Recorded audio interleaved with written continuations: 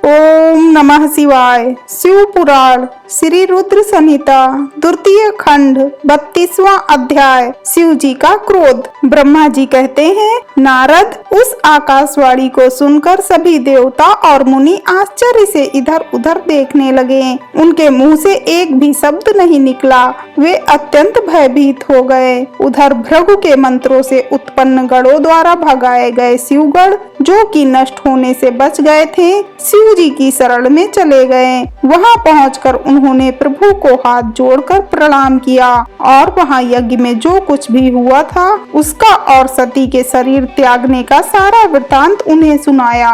शिवगण बोले, हे महेश्वर, दक्ष बड़ा ही दुरात्मा और घमंडी है। उसने माता सती का बहुत अपमान किया। वहां उपस्थित देवताओं ने भी उनका आदर सत्कार नहीं किया। उस घमंडी दक्ष ने यज्ञ में आपका भाग भी नहीं दिया। हे प्रभु, दक्ष ने आपके प्रति बुरे शब्द कहे। आपके विषय में ऐसी बातें सुनकर माता क्रोधित हो गईं और उन्होंने पिता की बहुत निंदा की। जब दक्ष ने उनका भी अपमान किया तो वे शांत होकर सोचने लगी। फिर उन्होंने वहां उपस्थित सभी देवताओं और मुनियों को फटकारा, जिन्होंने आपका अनादर किया था। उन्होंने कहा, किसी निंदा सुनकर मैं जीवित नहीं रह सकती। यह कहकर उन्होंने योगाग्नि में जलकर अपना शरीर भस्म कर दिया। यह देखकर बहुत से पार्षदों ने माता के साथ ही अपने शरीर की आहुति दे दी। तब हम सब शिवगण उस यज्ञ को विध्वंस करने के लिए तेजी से आगे बढ़े, परंतु भृगु ऋषि ने मंत्रों द्वारा गणों को उत्पन्न कर हम पर आक्रमण कर दिया। हम में से बहुत से गणों को उन भृगु के गणों ने मार डाला। तब वहां आकाशवाणी हुई, जिसने कहा कि दक्ष, तुम्हारा अंत अब निश्चित है तथा जो भी देवता और मुनि तुम्हारा साथ देंगे वे भी पाप के भागी बनकर मृत्यु को प्राप्त होंगे। यह सुनकर सभी उपस्थित लोग वहां से चले गए और हम यहाँ आपको इस विषय में बताने के लिए आपके पास चले आए। हे कल्याणकारी भगवान शिव, आप उस महादुष्ट अधर्मी दक्ष को उसके अपराध का कठोर दंड अवश्य दें। यह कहकर सभी गण चुप हो गए। ब्रह्मा जी बोले, हे नारद, अपने पार्षदों की बातें सुनकर भगवान शिव ने उस यज्ञ की सारी बातें और जानकारी जानने के लिए तुम्हारा स्मरण किया। उनके स्मरण करते ही तुम वहां जा पहुँचे और भक्ति भाव से नमस्कार करके चुपचाप खड़े हो गए। तब महादेव जी ने तुमसे दक्ष के यज्ञ के विषय में पूछा।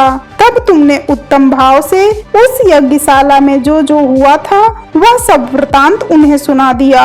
सारी बातों से अवगत होते ही भगवान शिव अत्यंत क्रोधित हो गए। पराक्रमी शंकर के क्रोध का कोई अंत न रहा। तब लोक संहारी शंकर ने अपनी जटा का एक बाल उखाड़कर उसे कैलाश पर्वत पर दे मारा। जैसे ही वह बाल जमीन पर गिरा, उसके दो टुकड़े हो गए। उस समय वहाँ बहुत भयंकर गर्जना हुई। बाल के प्रथम भाग से महापराक्रमी महाबली वीरभद्र प्रकट हुए, जो समस्त शिवगणों में शिरोमणि हैं। उनका शरीर बहुत बड़ा और विशाल था। उनकी 1000 भुजाएं थी। उस जटा के दूसरे भाग से अत्यंत भयंकर और करोड़ों भूतों से घिरी हुई महाकाली उत्पन्न हुई। उस समय रुद्रदेव के क्रोध पूर्वक सांस लेने से 100 प्रकार के ज्वर और अनेक प्रकार के रोग पैदा हो गए। वे सभी शरीरधारी, क्रूर और भयंकर थे। वे अग्नि के समान तेज से प्रज्वलित थे। तब वीरभद्र और महाकाली ने दोनों हाथ जोड़कर भगवान शिव को प्रणाम किया।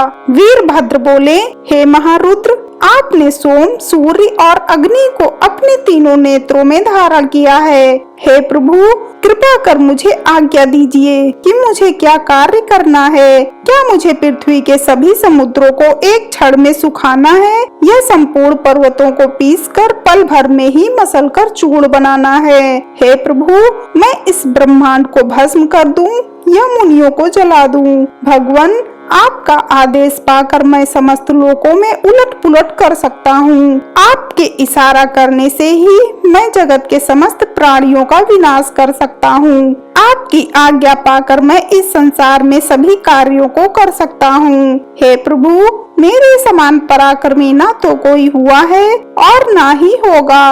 भगवान, आपकी आज्ञा से हर कार्य सिद्ध हो सकता है। मुझे ये सभी शक्तियाँ आपकी कृपा से ही प्राप्त हुई हैं। बिना आपकी आज्ञा के एक दिन का भी नहीं हिल सकता है। हे करुणा निधान, मैं आपके चरणों में प्रणाम करता हूँ। आप अपने कार्य की सिद्धि की जिम्मेदारी मुझे सौंपिए, मैं उसे पूर्ण करने का प्रयास करूँगा। हे प्रभु, आपके चरणों का मैं हर समय चिंतन करता रहता हूँ। आपकी भक्ति परम उत्तम है। आप बिना कहे ही अपने भक्तों की समस्त इच्छाओं को पूरा करके उन्हें मनोवांछित और अभीष्ट फल प्रदान करते हैं। आप भक्त वत्सल हैं। भगवान, मुझे कार्य करने का आदेश दें तथा साथ ही उस कार्य की सफलता का भी आशीर्वाद दें। ब्रह्मा जी बोले, हे मुनि श्रेष्ठ, वीरभद्र के ये वचन सुनकर शिव जी को बहुत संतोष हुआ तथा उन्होंने वीरभद्र को अपना आशीर्वाद प्रदान किया। भगवान शिव बोले, पार्षदों में श्रेष्ठ वीरभद्र, तुम्हारी जय हो। ब्रह्मा जी का पुत्र दक्ष बड़ा ही दुष्ट है, उसे अपने पर बहुत घमंड है। इस समय वह एक बहुत बड़ा यज्ञ कर रहा है। उसने उस यज्ञ में मेरा बहुत अपमान किया है। मेरी पत्नी ने मेरा अपमान होता हुआ देखकर उसी यज्ञ की अग्नि में अपने शरीर को भस्म कर दिया है। अब तुम सपरिवार उस यज्ञ में जाओ। वहाँ यज्ञशाला में जाकर तुम उस यज्ञ को विनष्ट कर दो। यदि देवता, गंधर्व अथवा कोई अन्य तुम्हारा सामना करे और तुम्हें ललकारे तो तुम उसे वहीं भस्म कर देना। दधीच की दी हुई चेतावनी के बाद भी जो देवतागण वहाँ यज्ञ में मौजूद हैं, तुम उन्हें भी भस्म कर देना, क्योंकि वे सभी मुझसे बैर रखते हैं। तुम उन सभी को बंधुओं सहित जलाकर भस्म कर देना। वहाँ कलशों से भरे हुए जल को पी लेना। इस प्रकार वैदिक मर्यादा के पालक भक्तवत्सल करुणा निधान शिव ने क्रोधित होकर वीरभद्र को यज्ञ का विनाश करने का आदेश दे दिया। हर हर महादेव।